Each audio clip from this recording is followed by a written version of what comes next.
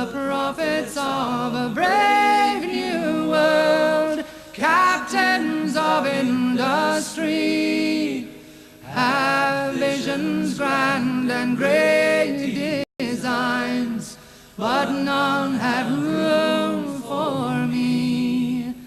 They see a world where everyone is rich and smart and young, but if I live to see such things, too late for me they come. In recent months, more than 1 million people, most of them young, have protested against a new economic order called globalization. This represents one of the greatest popular movements since the 1960s. Surely never before has the human race enjoyed such amazing capacity to create wealth and reduce poverty. Yet never before has the gulf between rich and poor been so vast and inequality so widespread. The facts of globalization are revealing.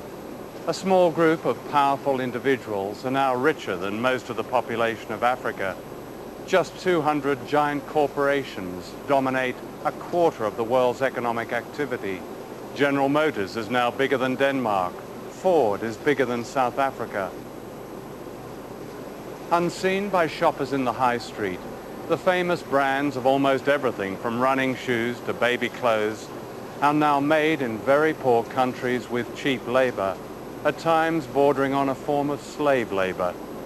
Tiger Woods, the golfer, is paid more money to promote Nike than most of the entire workforce actually making Nike products here in Indonesia. Is this the global village we are told is our future? Or is it merely an old project that used to be run by the divine right of kings and is now run by the divine right of multinational corporations and by the financial institutions and governments that back them? This film is about these new rulers of the world, and especially their impact on one country, Indonesia.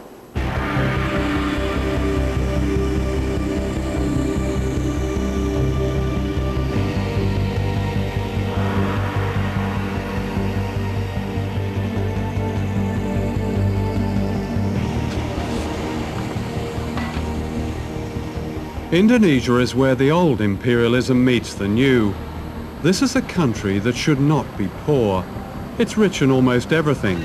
Mountains of copper and gold, oil, timber, and the skills and labor of its people.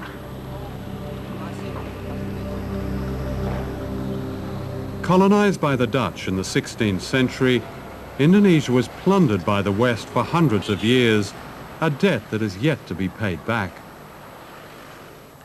Ratusan tahun lamanya Indonesia itu dihisap oleh negara-negara utara. Bukan hanya Indonesia, semua negara-negara kulit berwarna. Sehingga Barat menjadi kuat, menjadi makmur, menguasai keuangan dan perdagangan sampai sekarang. Nah, sekarang didikte oleh IMF, oleh Bank Dunia. Negeri yang begini kaya diubah menjadi negara pengemis sekarang, Indonesia. Karena tidak adanya karakter pada elit.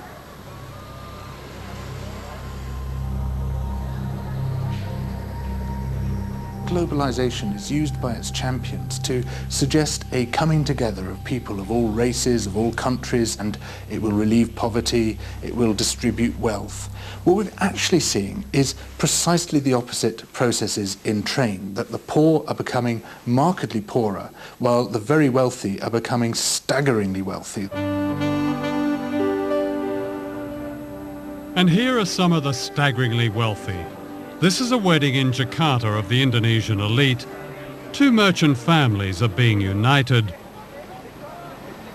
4 years ago, the World Bank called Indonesia a dynamic economic success, a model pupil of the global economy. Among the Versace dresses and diamonds are those who have reaped the benefits of the new global freedoms.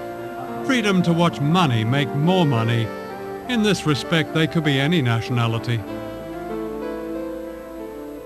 Outside this wedding, there's another world. In Indonesia, as many as 70 million people live in extreme poverty. We calculate that it would take an Indonesian worker, like one of the waiters serving here, 400 years to pay for this wedding reception.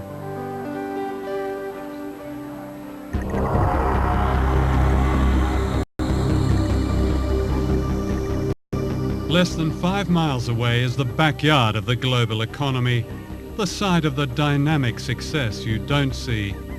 This is a labour camp that's home to workers who make the clothes we buy in the high streets and shopping malls. This is the human price paid for our fashionable trainers, our smart shirts, our jeans with a tag that says, "Made in Indonesia." Young people living here who make the famous brands are paid on average the equivalent of 72 pence a day, about $1. That's the legal minimum wage in Indonesia. According to the Indonesian government, it's just over half a living wage. The dormitories are made from breeze blocks and packing cases. When it rains, they flood. There are open sewers and no clean running water. Many of the children are undernourished and prey to disease. While I was filming here, I caught dengue fever, carried by the mosquitoes which infest these slums. It kills children. The conditions here are not very different from workers' camps in other parts of Asia, in Africa and Latin America, where the famous brands are also made cheaply for lucrative Western markets.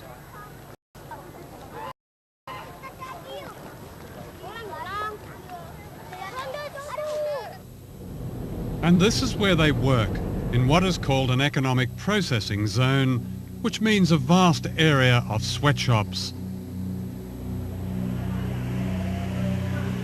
The factories may look modern, but once you step inside, you feel the claustrophobia of the workers, the sheer frenzy of their production, and you see their fatigue.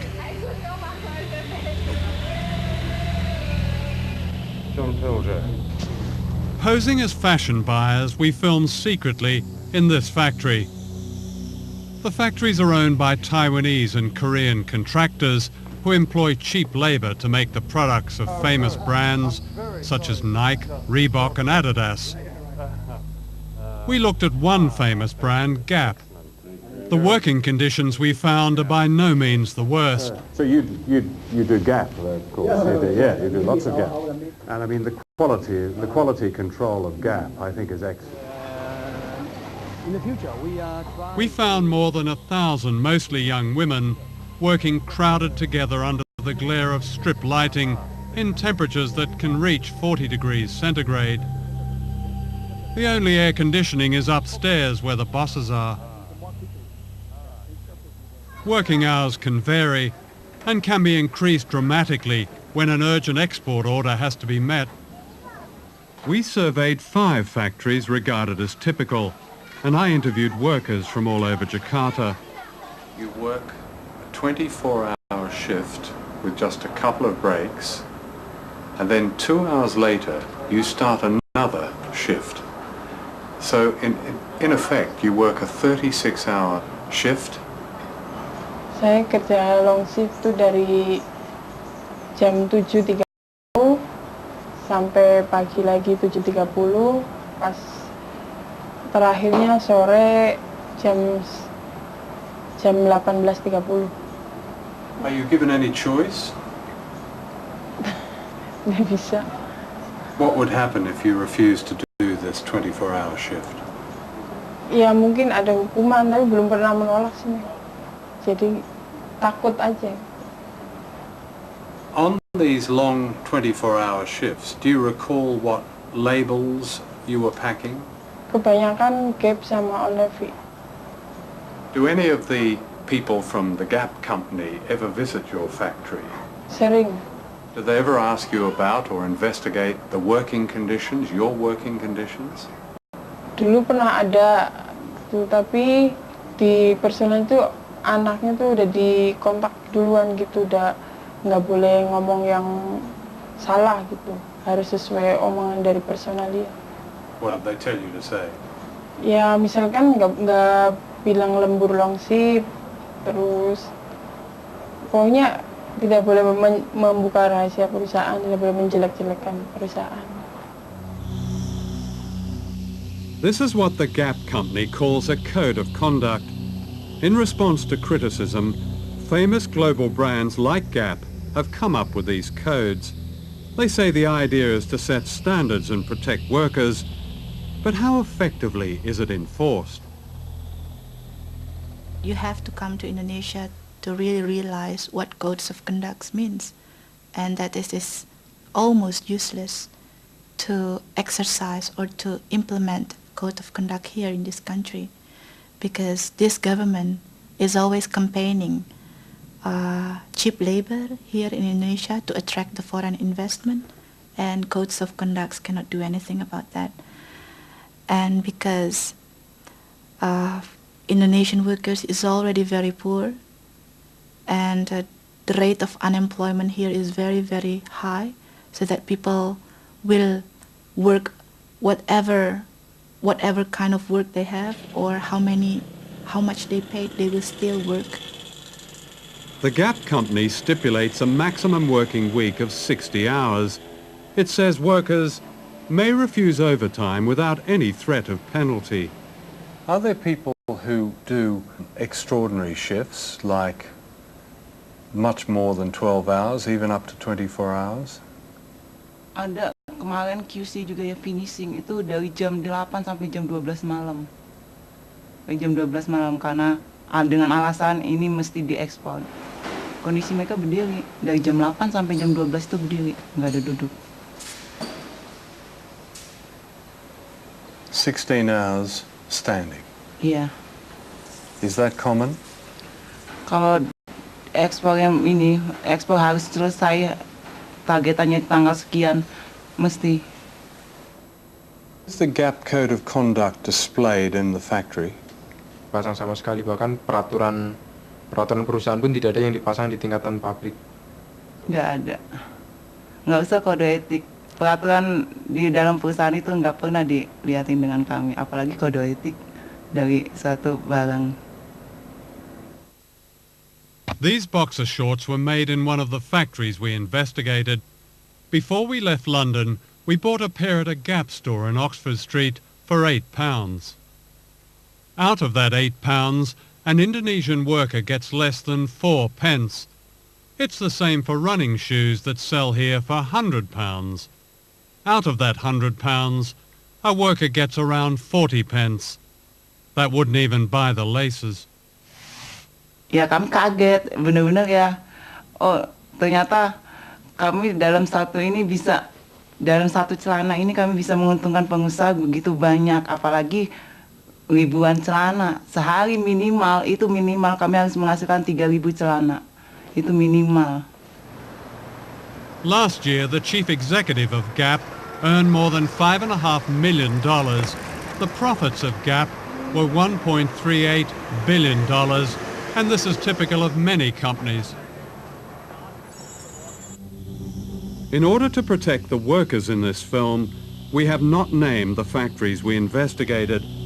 In Indonesia, as in other countries which have sweatshop economies, workers who speak out face the danger of victimization from contractors and violence from anti-trade union forces. Dita Sari, a trade union leader, was herself imprisoned and tortured. Codes of conduct must be monitored by trade unions. How could you monitor codes of conduct if trade unions is still weak, if the police is surrounding their activists, and if they're facing repression whenever they operate? We asked the Gap company for an interview, but they declined, saying it was unfair not to identify the factories as they couldn't verify our evidence. We sent them a list of questions and they sent a statement. Gap says it employs one of the most comprehensive factory monitoring programs in their industry. For some manufacturers, our standards are too tough. and we refuse to do business with them. We prefer to work with them to fix the problem. We can't force them to comply. One of the things that we can do to take action in support of better conditions for people in developing countries is, when we buy anything, ask the retailer where this product comes from, under what conditions it's produced. Write to the company that made the product and say you want assurances that this comes from a factory that treats its workers well, that gives its workers rights to be able to form trade unions, etc. And these are some very basic ways in which we can act as informed consumers. I'm not afraid to bend my back. I'm not afraid of dirt. But how I fear the things I do for lack of honest work.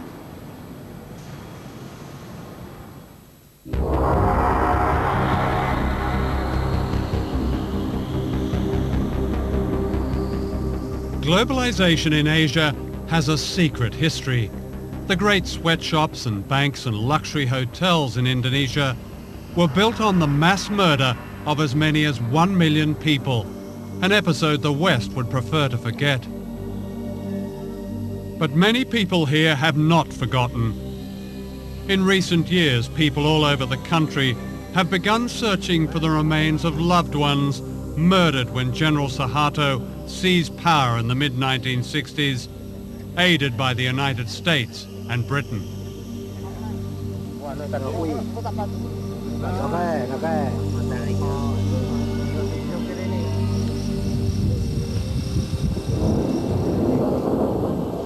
Until recently, the truth of this episode has remained so secret that this is the only known photograph of the atrocities.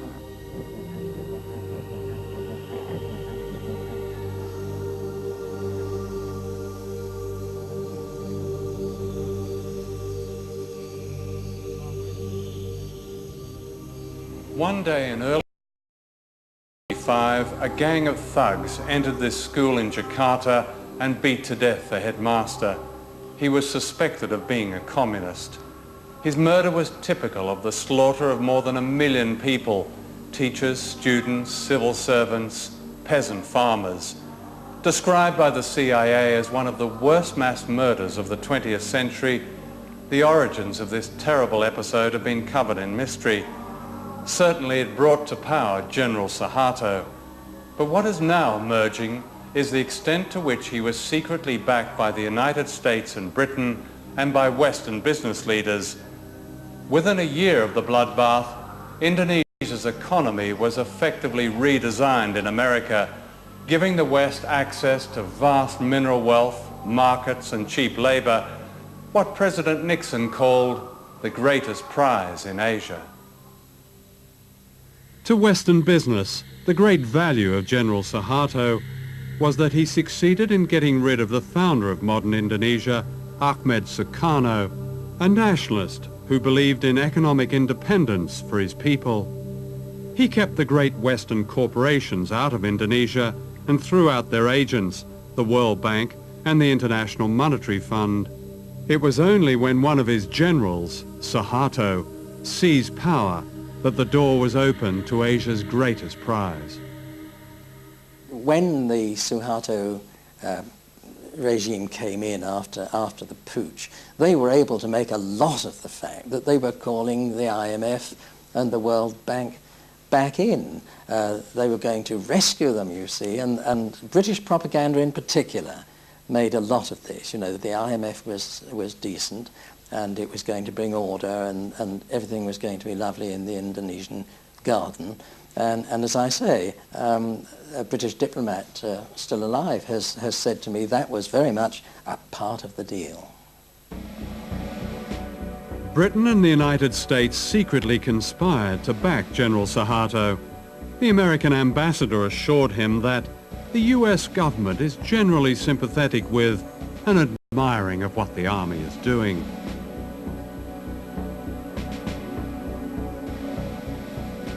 Thousands were rounded up, What was not known at the time by American officials, the CIA had supplied a list of 5,000 opponents to be assassinated, and embassy officials ticked off their names as they were murdered. The British ambassador recommended a little shooting as an essential preliminary to effective change.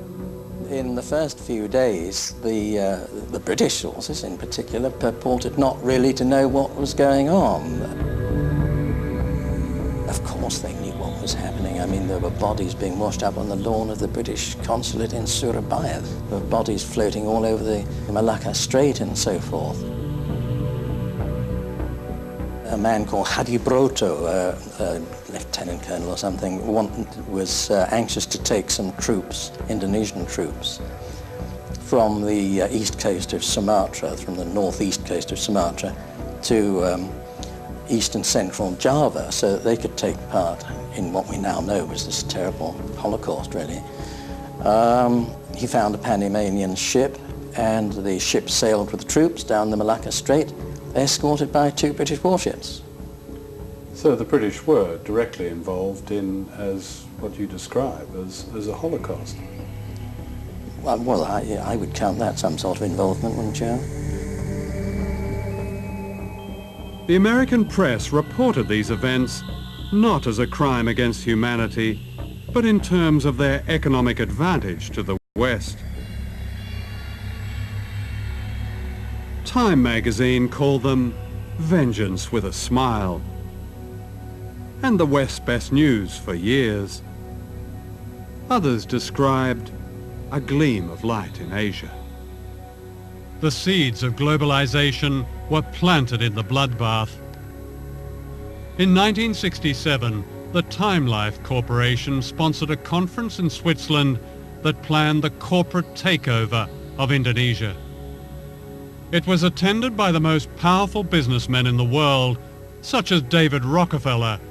The giants of Western capitalism were represented: the oil companies, the banks, General Motors, British Leyland, ICI, British American Tobacco, Lehman Brothers, American Express, Siemens. Across the table were Indonesian leaders approved by General Suharto. For Western business, it was the start of the gold rush which later became known as globalization. No one mentioned the killing of 1 million people.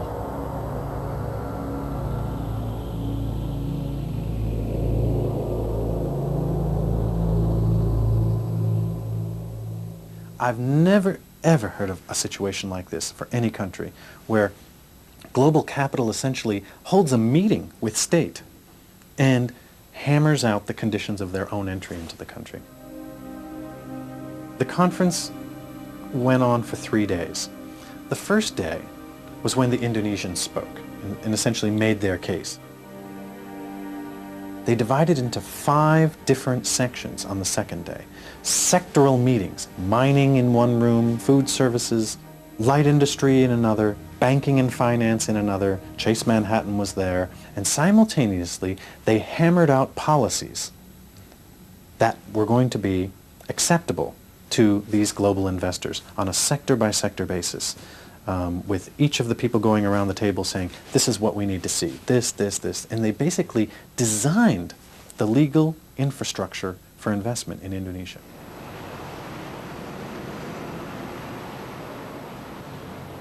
Was the foreign business community here aware that they were dealing not just with a corrupt, nepotistic dictatorship, but also with a mass murderer?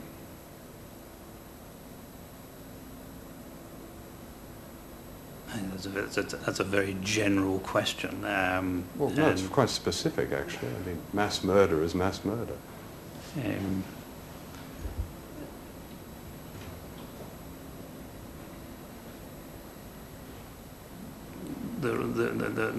The fact that many people have died in Indonesia in unfortunate, tragic circumstances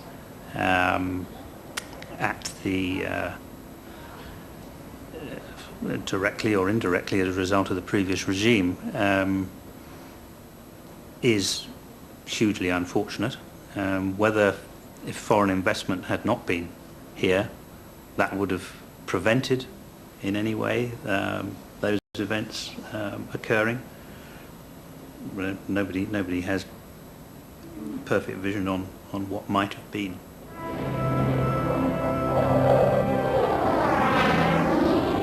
Globalization began in Britain in the 1980s when Margaret Thatcher dismantled much of manufacturing and poured millions of pounds into building up the arms industry.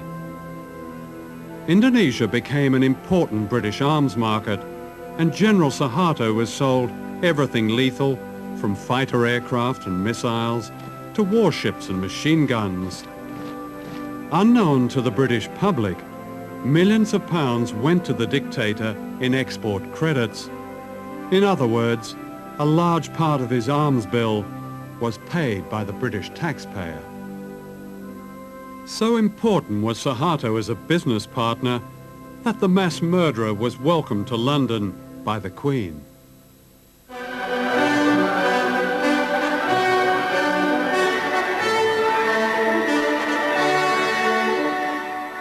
Who are the new rulers of the world? Their empire today is greater than the British Empire ever was. This is the center of this new empire, all within a square mile in Washington. Down the road from the White House and the US Treasury is the World Bank and the International Monetary Fund.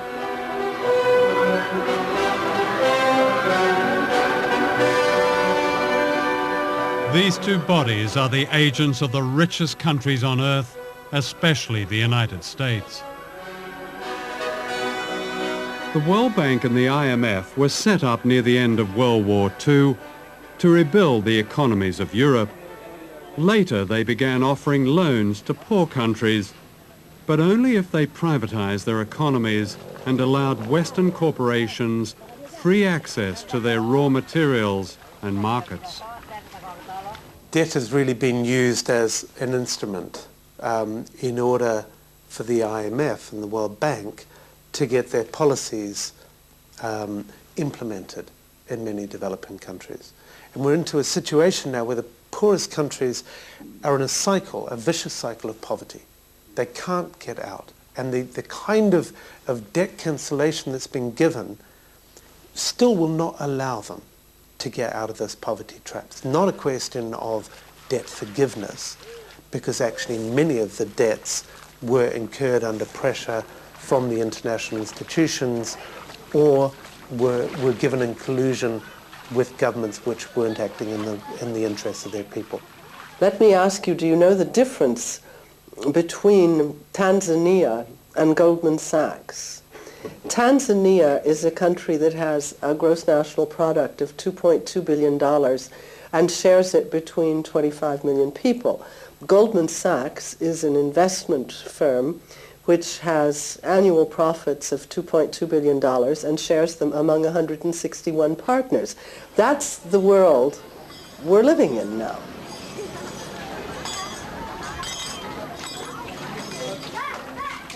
The World Bank says its aim is to help poor people, promoting what it calls global development. It's an ingenious system, a kind of socialism for the rich and capitalism for the poor.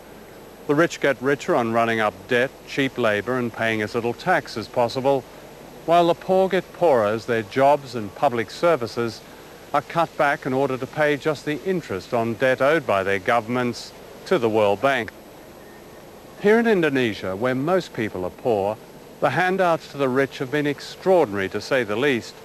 Internal documents of the World Bank confirm that up to a third of the bank's loans to the dictatorship of General Suharto went into the pockets of his cronies and corrupt officials. That's around $8 billion.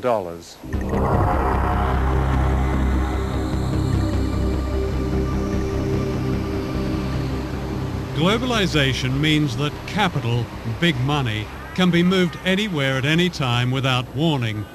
In 1998, short-term capital was suddenly pulled out of Asia, crippling the miracle economy overnight. When the Indonesian rupiah collapsed, from being roughly 2,500 rupiah to the dollar to being what it is now, 10,000 rupiah to the dollar. The costs to Nike for each Indonesian laborer was cut to 25% of what it had been. And Nike got a great discount on Indonesian labor as a result, and did not unilaterally raise Indonesian wages to the same standard they had been prior to the devaluation of the rupiah.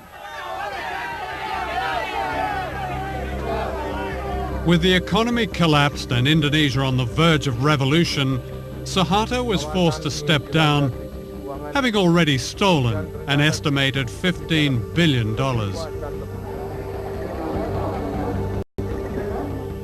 During his reign of more than 30 years, Suharto had handed out public utilities to his family and cronies. They owned most of the national power grid. Nothing was overlooked, from TV stations to a monopoly on taxis. Driving from Jakarta Airport, you even paid a toll to Suharto's daughter. These unfinished buildings are monuments to corruption on a scale unheard of in modern Asia, to what the World Bank called the miracle economy. The bank presents itself as an economic development agency focused on the reduction of poverty. But in fact, the bank operated during the entire Cold War as an institution that distributed resources to mostly authoritarian regimes in the Third World that supported the West in the Cold War. So you had the irony of the West claiming that what they were defending in the Cold War was democracy and a certain vision of freedom, but doing so by upholding dictatorships like Indonesia around the world. What they did was they had plenty of projects, some of which surely were valuable, many of which were not. Every one of these projects, from the Indonesian government officials' point of view, was an opportunity to skim, to live a luxurious life, and the accumulated theft over the course of Suharto's new order, roughly 3 decades, was $10 billion that's unaccounted for, out of a total of about 30 billion that was loaned. And when I said to the Auditor General of the World Bank, what if a group of Indonesian citizens or even the government were to challenge the World Bank in the World Court over this loss of money? The citizens who bear the burden of this debt never got the money. Why should it still sit on their shoulders to be repaid? And his response was, we would be bankrupted. And I said, why? And he said, because this has gone on the world over. I went to Washington to interview the chief economist of the World Bank, Nicholas Stern. I asked him to explain how almost 30% of World Bank loans to Indonesia had been lost or stolen. We simply don't know what that number is. Here's your own internal report, August 97. I quote, we estimate that at least 20 to 30% of Government of Indonesia development budget funds are diverted through informal payments to government staff and politicians. That number was plucked out of the air. Lots of times we have to guess with numbers, and the person who wrote that was guessing. Somebody comes up with a number and it gets recycled. But a lot of money. I don't want to dismiss the issue. Just let's not get hung up on one figure, which isn't a particularly hard no, figure. but I mean, if it's a third of what the World Bank has put into one country... No, then it's a serious question. When you have a loan, there's a lender and a borrower, and they share the responsibility in some way. There's a strong case that has been made by people who've seen this evidence that the World Bank was duped by the Suharto regime, claiming that poverty had dropped to 30 million, and in fact poverty was around about 60 million. Let's talk about the harder figures. The income poverty figures are always the most difficult ones to get your hands on. But I think the illiteracy figures in the infant mortality figures are in this case probably more reliable. And there was some progress during that 30-year period, significant progress, I mean cutting illiteracy by half and so on. That's a very important step forward, so let's not lose sight of that. In 97, the World Bank described the economy under Suharto in a famous report as absolutely dynamic, doing everything right, terrific, brilliant. You know, by that time, the whole Asian thing had already started to collapse. It wasn't until the following year that the World Bank, for the first time in 30 years, had anything to say about a regime that is guilty of mass murder. Why was there such a silence that seemed to a lot of people simply to be complicity with this murderous dictatorship? I think if we look back on our analysis of the economy and the politics at the time, we got a number of things wrong, and we have to understand that. We're going to get things wrong again. Not so many people called the Asian crisis before it happened. We failed along with That's your job, though, isn't it? You're all economists with fantastic degrees and brilliant backgrounds, and how can you get it that wrong?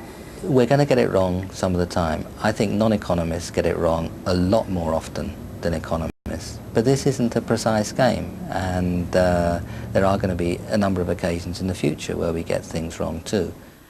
So globalization creates debts, and debts creates misery, creates unemployment, creates the crisis, creates privatization, a lot of states' enterprise being privatized. So people will have to pay more to have an access for instance, like health, education. So it's not natural. Debts is not natural. It's designed.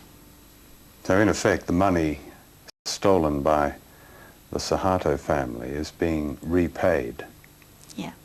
By us, by the children.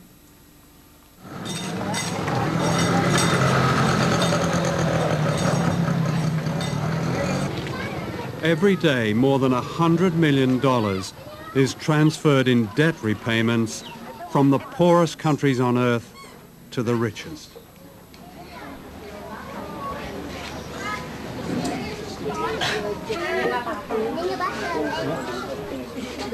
The poverty of families like this is paying off Indonesia's huge debt.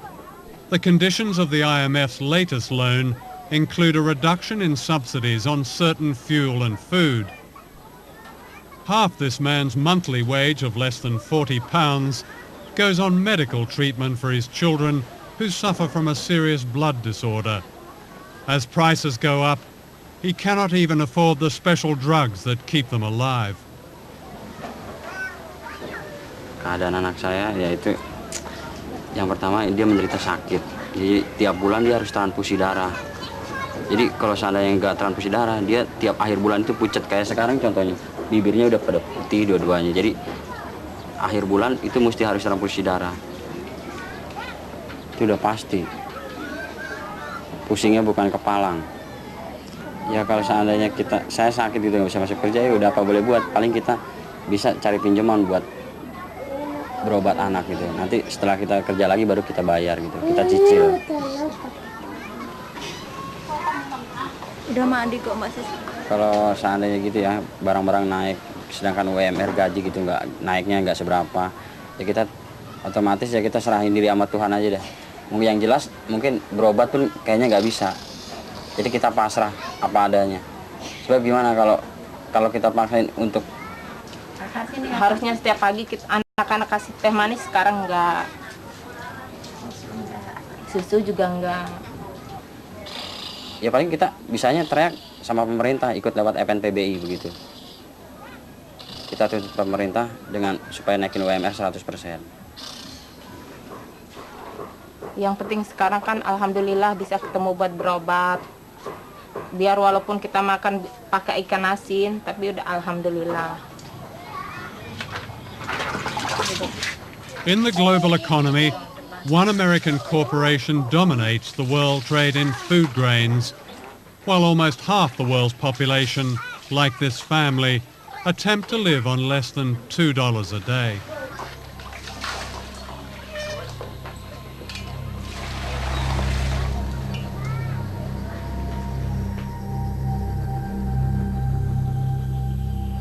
What do you say to those 17 people who called for a complete, and I repeat, complete cancellation of debt as the only way to lift the huge number of poor people in the world out of poverty? I'd say two things. First, what will lift people out of poverty is not cancelling their debt, but what policies their countries pursue, whether they educate poor people, whether they give them health. And so the question, and then what sort of economies they try to run. Do they integrate them into the world economy, or do they run corrupt economies? Those are the primary determinants of how well countries will do. That is the answer to what determines whether people get out of poverty. It can be done. It has been done. Should we cancel the debt? Canceling debt is one way of giving resources to poor countries. What I'd like to see is a much greater flow of resources to poor countries. I'd like to see the markets of the industrialized countries opened so that these countries where people are poor and can produce agriculture are able to export. That's what will get them out of poverty. The statement debt relief is the only thing that will get them out of poverty is wrong. It would help, provided it is accompanied by a whole set of other measures. But surely debt, even in one's own life, and especially a poor person's life, is the greatest cause of real poverty. No. And when you have a country devoting half its budget to paying off a debt, when you have the poorest countries in the world sending out millions of dollars into the rich world, surely as a priority that debt has to be either relieved substantially or go altogether. Doesn't that make it just seems common sense to me if I got that wrong? Yeah, you've got it wrong. Oh. Let me explain. Okay. First of all, you are indebted and I am indebted. And I would not be better off if I asked somebody to come and cancel my debt because I'd never be able to borrow again. And debt is a normal way of borrowing in order to do things, purchase goods, invest, when you don't have the resources, and they'll generate an income and you'll repay. So the notion that all debt should be canceled is a bad one. Financial systems operate on the basis of debt that is paid. The Human Rights Commission of the United Nations, in a very comprehensive report, said, and I quote, "The institutions of globalization have yet to seriously address the issue of human rights in a democratic fashion. Globalization has caused global conditions of inequality and discrimination." What's your response to that? I simply can't respond because I have no idea what evidence they're referring to. Globalization has caused discrimination? I'd have thought it was the opposite. I'd have thought that... No, for instance, they singled out workers in third world economic processing zones. Again, part of a prescription, may not be IMF prescription, but certainly part of a global prescription, in which it said these workers were prey for exploitation, and because unemployment, for instance, they mentioned Indonesia, had been forced down by the so-called economic crisis of the late 90s, their human rights were lost. No, Indonesia grew as a result of integrating into the global economy from the 60s on. And incomes in Indonesia rose. It was a dictatorship. Some of their rights were suppressed, and it was a very bad dictatorship. Excuse me, Mr. Fisher, as you say, some of their rights were repressed. A third of the population of East Timor died or were killed under the Suharto regime. What are you asking me that question for? Do you think we supported the Suharto regime? Well, don't be ridiculous. Well, did you speak out against it? Did your institution, the IMF, speak out? The World Bank didn't. The first time after 30-odd years in there, the first time they spoke out was 1998. What did the IMF say about it? When the IMF went into Indonesia, it insisted on a removal of a host of corrupt practices that began to weaken that regime. It was not an intended consequence, but it was intended that we went in and helped remove the corrupt practices in a variety of monopoly areas.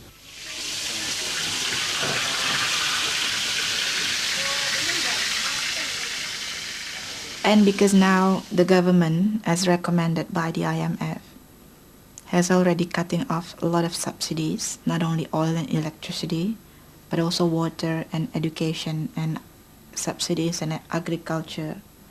So it means that the workers, if they have sons or daughters, they have to pay more if they want to put their children to school. Before, of course, people eat 3 meals a day, but now they have to also make efficiency. So they eat, instead of 3, they eat twice a day, and or they reduce the quality of the food. So that's why maybe the level of productivity is getting lower, because people are getting poor and getting tired, and if you are tired, you cannot work properly.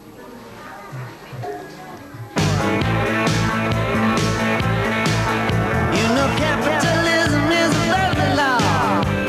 It says it don't count unless it sells. When it costs too much to build it at home, you just build it cheaper someplace else. Well, it's down on the union and was made in the USA.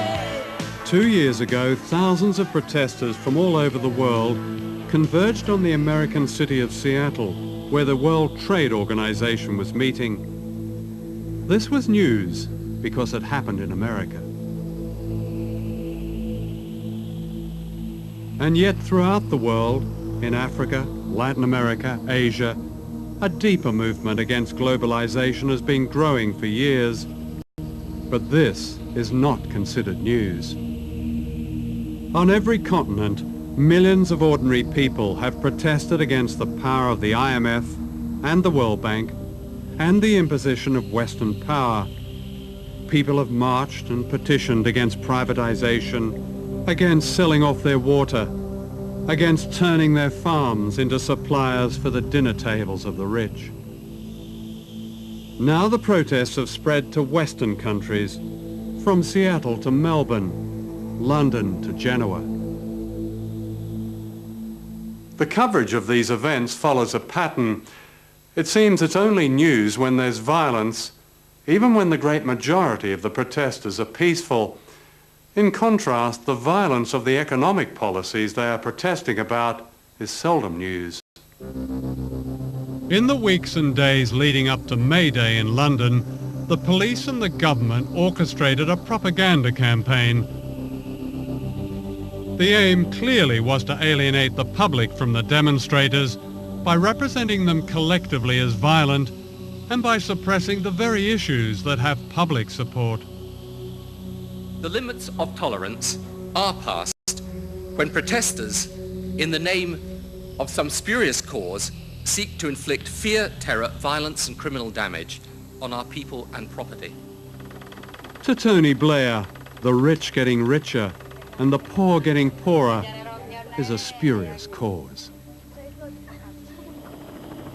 When May Day came, 6,000 police turned part of London's West End into a giant detention camp. I think the issue of violence, which we're constantly asked about, is our main way in. I think that the key to these things is actually getting mass amounts of people involved, because the media will put one point of view across time and time again, you know, the mindless hooligan side. But when you think about the mass redundancies, the poverty, the starvation, the literal raping of a country through third world debt and what have you, that is violence on a huge scale. It's genocide. The newest ruler of the world is the World Trade Organization based in Geneva. The Economist magazine calls it an embryo world government, and yet no one has voted for it. The effect of its policies make it illegal for governments to hinder the profits of big business. This is known as free trade. If there's one feature about the global economy, it's the companies have globalized. But we haven't regulated the global companies. And that's the change that we've got to put into this international system if we're ever going to get rules that are fairer to workers, fairer to the world's poor, fairer to all of those who are affected by this international production system. People can't stand by, they can't be spectators when we're faced with forces like this. They join this movement and the movement starts to gather momentum. Already we've had some extraordinary successes. We managed to stop the implementation of a crazy idea called the Multilateral Agreement on Investment, which would have allowed corporations to sue governments for the removal of any law which they didn't like. Now that was being promoted, that idea, by the 29 most powerful countries on earth.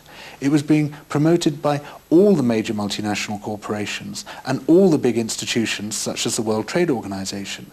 And a ragged band of dissenters around the world managed to stop it, beat them. And if we can beat that, we can beat anything. What is with the people is the fact that the corporations and the superpower are using more and more fabricated propaganda. People can now see through the spin. People know they cannot believe anymore what is said.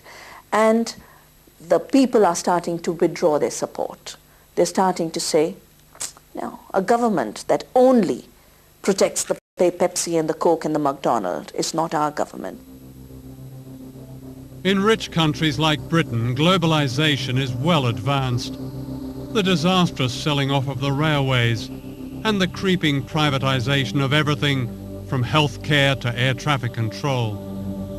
The financial pages celebrate a booming economy, yet 1 in 5 British children grows up in poverty. There are almost 10 million Britons living in poverty. The gap between the rich and the rest gets wider, and this is said to be a spurious cause. All over the world, millions of ordinary people are asking why they have no say in decisions that bring hardship to their lives. They don't accept the view of President Bush and Prime Minister Blair that there's no other way. In Britain, the fact that only 25% of the electorate voted for the Blair government is part of this great unease. Why, people ask, should we accept a system of winners and losers, a system that puts a dollar sign on every public service and almost every human value? Why not abolish the World Bank and the IMF and the World Trade Organization and replace them with genuine trade and development institutions that are democratically accountable? And why not cancel a debt that condemns nations like Indonesia to poverty and disease? These are dangerous times. The one superpower left in the world has made its ambitions clear. This is a document of the United States Space Command. It says, the globalization of the world economy will continue with a widening between haves and have-nots. It says only military dominance will protect America's commercial interests. Why should we accept this? Why should our children have to face these divisions and dangers? None of them is God-given. All of them can be changed.